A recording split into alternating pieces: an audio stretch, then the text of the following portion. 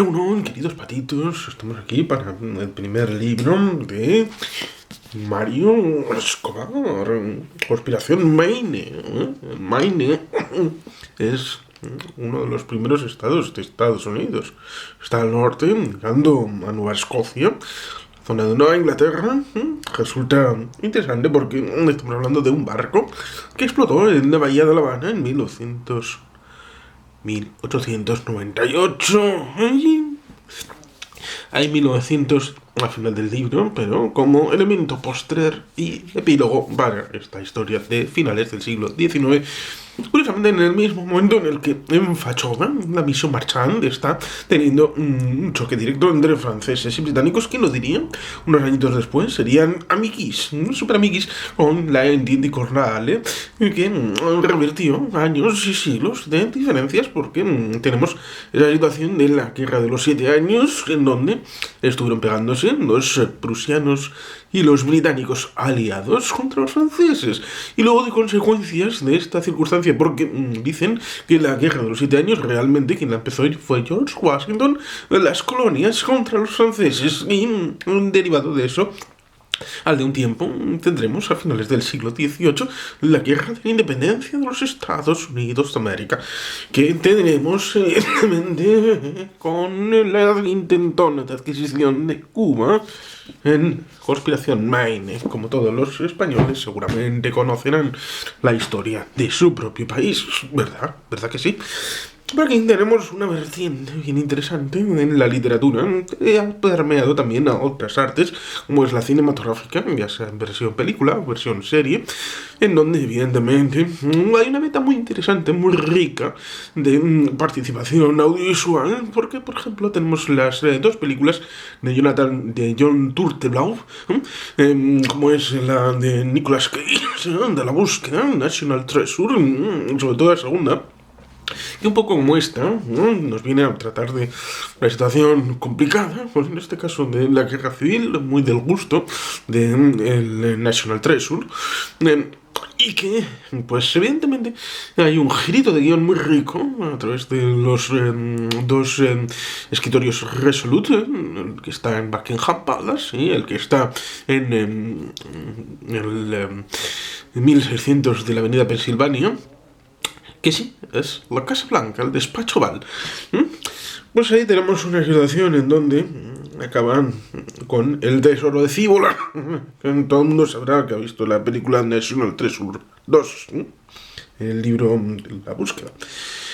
Bueno, ciertamente, eso tiene que ver con el bibliotecario, tiene que ver con Indiana Jones, tiene que ver con aquella película de Charlton Heston de los años 50, con ese elemento icónico que luego Indy tendrá, con lo cual ciertamente hay una verdad bien interesante y bien buena con esta idea de aunar historia con plausibilidades dentro de la historia. Y esto lo recuerdo en un juego de rol en donde yo cogí un libro de tema naval en Vidarte, en el centro comercial al lado de la salida del metro de Deusto, en donde a comienzos de la Segunda Guerra Mundial, pues hice una misión en donde había la posibilidad de que un submarino podía desembarcar a unos agentes en el norte de Polonia en septiembre del 39, cosa que evidentemente no está aprobada, pero digamos que las circunstancias de determinados elementos que sí estaban probados abrían la beta para incorporar una historia que un servidor se aprovechó para hacer una partida. Pues en esta idea, pues evidentemente tenemos esta historia de cómo, por ejemplo, William Randolph Hearst, la película de Ciudadano Kane de Orson Welles, le dice a uno de los periodistas: suministrame fotos y yo suministraré guerra. Bueno, pues la prensa fue muy importante. Pulitzer, Hearst, el ámbito de no poner compartimientos estancos, lo cual es cachondo porque hablamos de la explosión del Maine. Pues evidentemente no poner compartimientos estancos es importante porque la historia del siglo XIX, de los propios Estados Unidos, de España, incluso la de México y la de la República Dominicana, pues está interrelacionada en todo bien rico y bien interesante para explicar por qué Cuba no fue incorporada a esas independencias de la segunda década del siglo XIX, pero a lo largo del siglo se fue desligando del poder español hasta el punto de acabar siendo objeto de intento de trueque, pero como no funcionó, entraron directamente los estadounidenses. Resulta interesante porque ciertamente los independentistas de Cuba, algunos defensores de la esclavitud, digamos que querían no la segregación de Cuba por ser un estado independiente, sino un poco como Texas, ser estación de paso a la independencia para incorporarse a los Estados Unidos, en tanto en cuanto, como hablamos en el conversatorio con Emilio Blanedo respecto a la Confederación, el debate que había en los Estados Unidos respecto al tema de la esclavitud, en el debate que hubo en los años 30, 40 y sobre todo en los años 50, en donde participó un abogado de Illinois llamado Abraham Lincoln, bueno, pues ciertamente había esa situación en la que había la convención de la línea Mason-Dixon, en donde los que incorporaban, pues por cada estado incorporado no esclavista, tenía que haber un estado en el sur que fuera esclavista, lo cual ciertamente era un equilibrio que en algún momento se rompería. Y por eso, precisamente, los sudistas tenían la mirada más al sur para incorporar nuevos estados que fueran esclavistas para equilibrar demográfica e institucionalmente, debido a que ciertamente la Cámara de Representantes en Estados Unidos depende de la población, pero la Cámara del Senado depende por el número de estados, dos representantes por el número de estados, con lo cual debía haber un equilibrio en la Cámara Superior para la toma de decisiones políticas. Y por eso las misiones hacia México, y está la mítica batalla de las murallas de Chapultepec, con los cadetes de la Academia Militar Mexicana resistiendo al ejército de los Estados Unidos cerca de México, Distrito Federal. Tenemos ahí el asunto de Cuba, ciertamente, en donde si se hubiera incorporado y como Estado esclavista, ciertamente habría tenido el doble beneficio, primero, de eliminarse esa resistencia que había, sobre todo en Madrid, para eliminar cualquier vestigio de esclavismo, y ciertamente también otras relaciones respecto a lo que se suele hablar de que Simón Bolívar, José Martí y un montón de líderes independentistas pues estaban ligados a el ámbito de la masonería. José Martí pasó por Nueva York, como todo el mundo debería de conocer, hizo una serie de escritos, lo mismo que Simón Bolívar, pues tiene un montón de el Congreso de Angostura, bueno, pues un montón de escritos para la posteridad, lo cual ciertamente es bueno que dejaran documentación escrita, pero ciertamente la historia se escribe con hechos, y por eso es interesante ir conociendo estos hechos para poder valorar en su justa medida libros como este, que se aprovechan, en el buen sentido, por supuesto, se aprovechan de ese conocimiento de la historia para darle otra vueltita de tuerca y presentarnos situaciones que en personalizado en los protagonistas encapsulan las pasiones, las emociones, las vivencias de grandes grupos de ciudadanos, en esa idea de la permeabilidad de la historia en las vidas individuales y la participación de las individualidades en la transformación de la realidad compleja, en donde ciertamente podemos encontrarnos en el año 1898 la Guardia Civil en Cuba, ya evidentemente hacía bastantes décadas que había sido fundada por el duque de Ahumada. Evidentemente la gente pensará, bueno, pues lo mismo que dicen, la Guardia Civil jamás irá de Cataluña. Bueno, pues hubo un momento en el que se dijo que la Guardia Civil jamás se iría de Cuba, lo cual ciertamente en parte es cierto. En parte es cierto porque ¿quién va a guardar la embajada de España en La Habana? Bueno, valga el pequeño chiste para hacer la introducción respecto a lo que pone aquí detrás. Mario Escobar Golderos nos presenta Conspiración Maine. En 1898, el acorazado norteamericano Maine explota en el puerto de La Habana. Mientras los tambores de guerra suenan en Washington y Madrid, dos peculiares agentes secretos, uno de la Armada Española y otro del Servicio Presidencial de la Casa Blanca, inician una investigación extraoficial para descubrir quién está detrás del sabotaje y evitar así la guerra.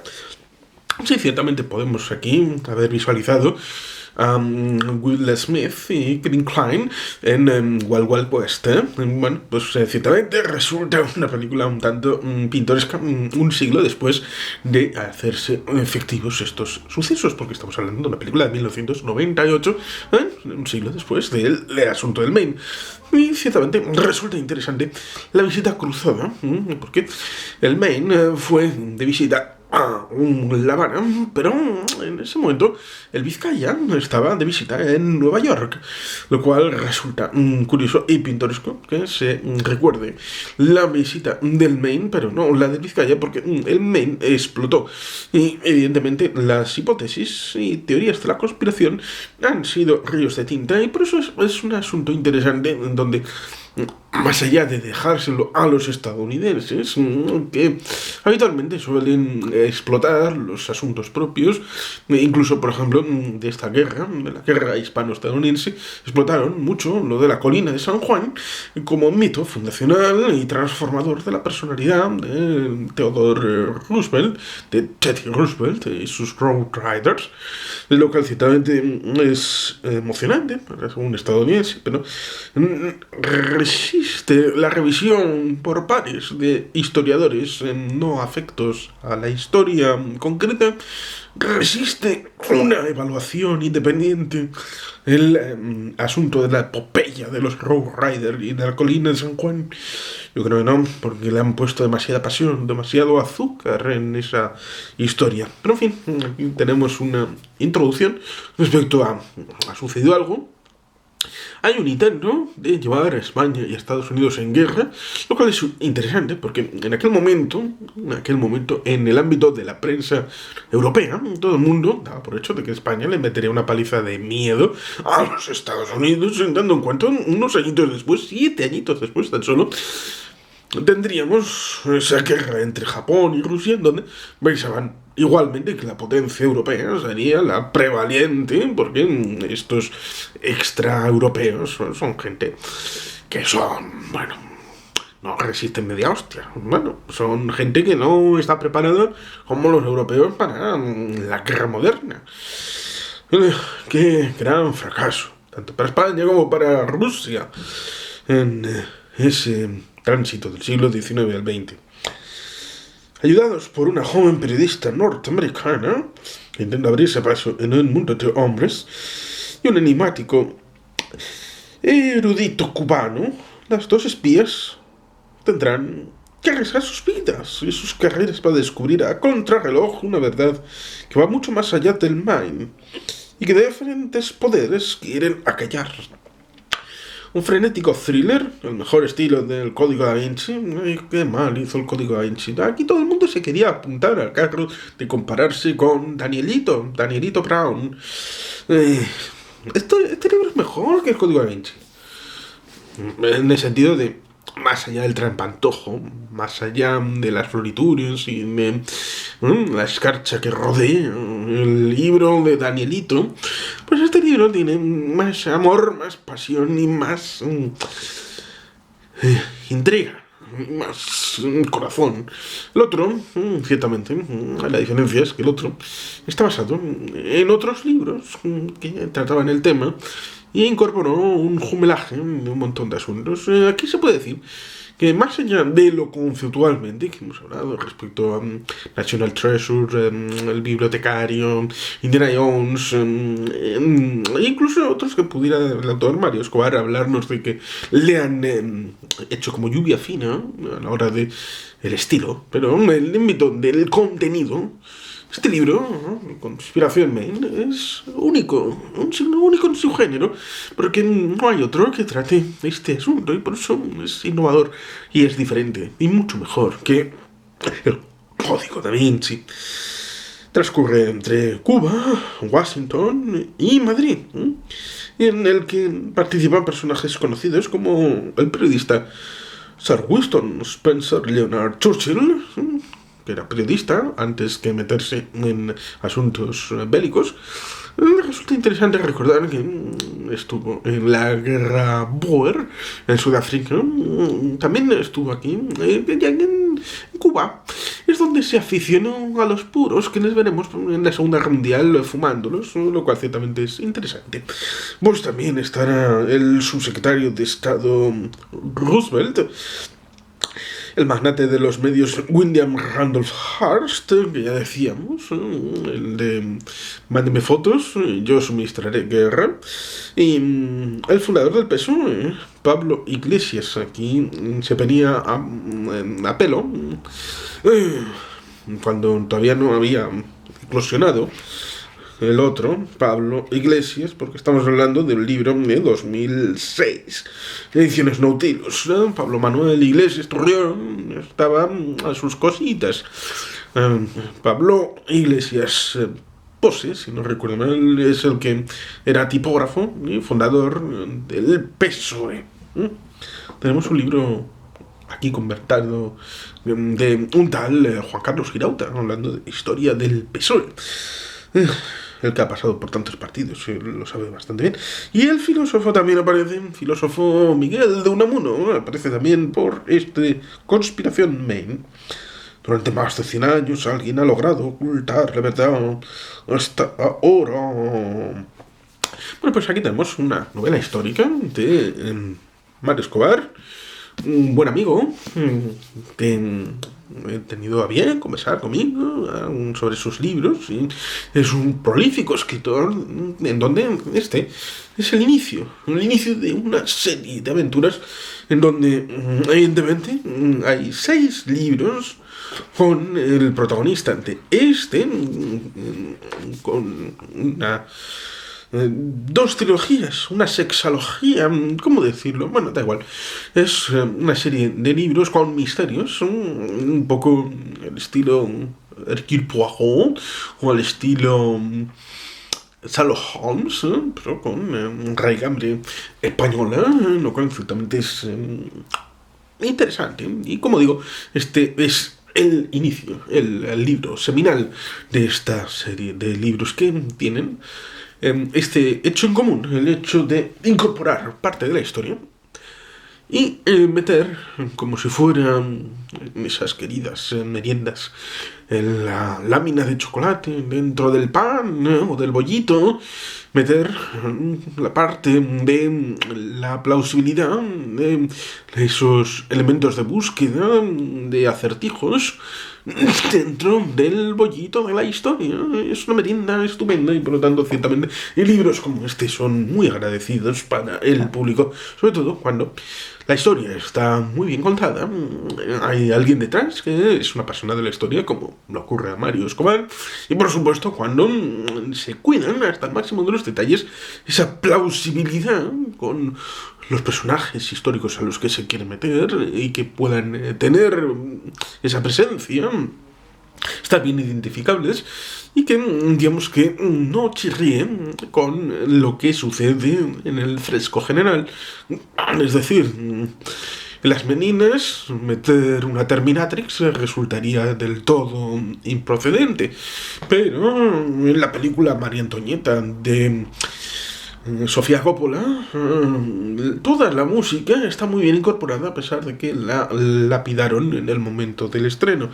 Cuestión de apriorismos, prejuicios, cosa que lamentablemente en la película de Sofía pues había bastante prejuicio, sobre todo después de El Padrino 3, donde tuvo que sustituir a Winona Ryder. No siendo de plato de agrado, Winona, pues digamos que compensó con Francis Ford Coppola en la película Drácula, pero como pudo haber compensado lo que sufrió Sofía Coppola en esa situación. La gente es muy cruel a veces. Pero no, afortunadamente la gente con Mario Escobar ha sido comprensiva, compañera ha seguido su trayectoria a la hora de seguir leyendo las propuestas literarias, lo cual ciertamente es una comunión entre escritor y lector que abundan en esa forma de acompañar. Y ciertamente, como digo, después de este, hay otros 5 libros que, bueno, pues hay que leer, recomiendo vivamente. Pero en este, como se pone aquí, hay una serie de preguntas que responden, como es... ¿Quién hundió en realidad el Maine? ¿Qué intereses españoles norteamericanos provocaron el desastre del 98? La generación del 98 en literatura es un elemento icónico que no encontrará igual hasta la generación del 27, en ese centenario de Góngora. ¿Se pudo evitar la guerra contra Estados Unidos? ¿Existe una secta llamada Los Caballeros de Colón? Ahí recuerden la segunda película de La Búsqueda, National Treasure. A darle una vuelta. ¿Existe una secta llamada Los Caballeros de Colón cuya misión es proteger a los católicos de los Estados Unidos? Recordemos también un pequeño detalle.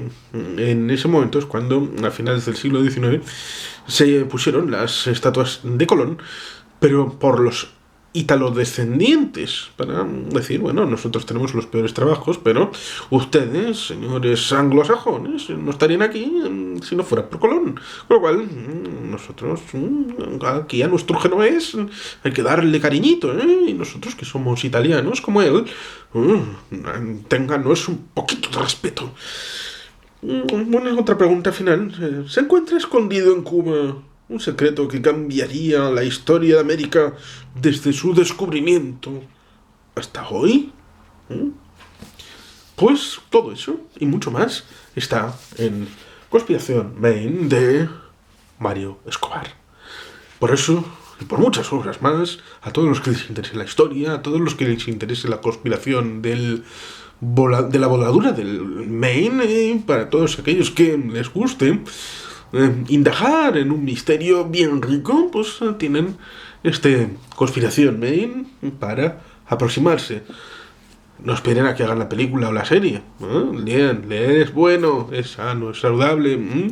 Aquí está, Conspiración Maine, para leer y para comprender y para hacerse preguntas, ¿por qué no? Bueno, y sin más, queridos patitos, es que ricasco, agur probat, petit gelpean.